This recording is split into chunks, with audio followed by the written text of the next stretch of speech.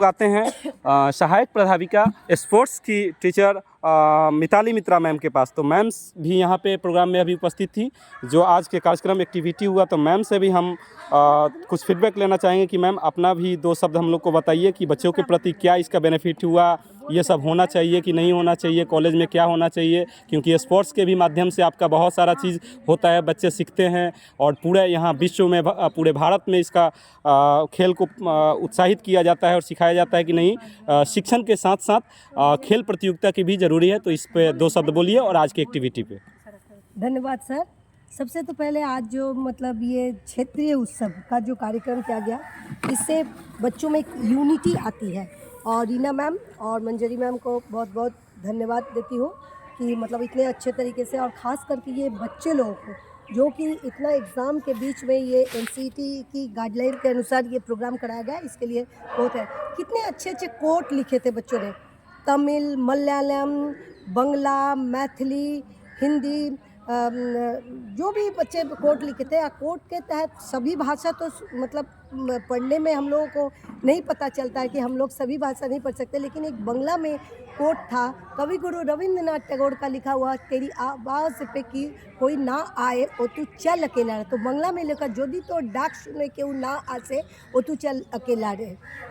तो इसमें मतलब बच्चे ये कह रहे हैं कि आपके साथ कोई भी नहीं आते हैं, लेकिन आप अकेला चलो और आप अकेला चलते चलते आप शिखर पे पहुँचो। और ये निश्चित तौर पे अगर किसी में जुनून और जज्बा हो तो वो बच्चे एक दिन शिखर पे जाएंगे ही जाएंगे।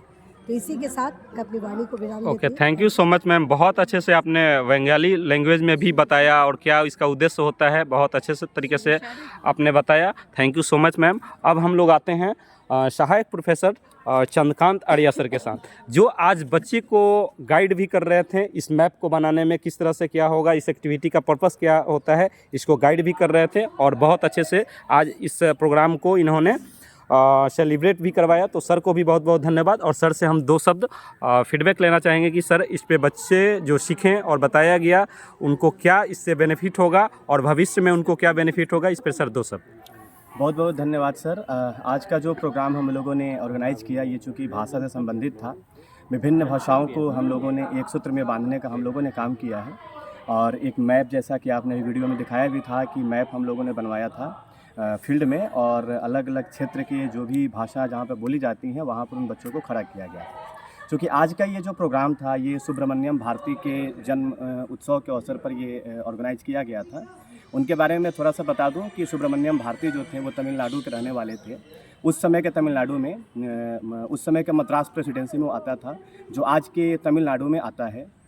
और सबसे बड़ी बात हम ये कहें कि सुब्रमण्यम भारती बहुत सारी भाषाओं को जानते थे, बहुत बड़े समाज सुधारक भी थे।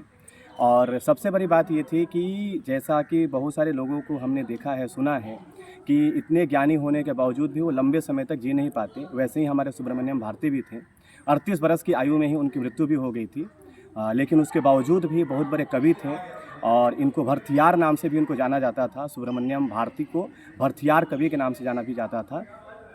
तो आज जैसा कि आपने प्रश्न किया कि ऐसे अगर हम लोग प्रोग्राम को ऑर्गेनाइज करते हैं तो इसका क्या फ़ायदा हो सकता है, बच्चे के साथ बच्चे जो हैं भविष्य में इसका क्या लाभ उठा सकते हैं।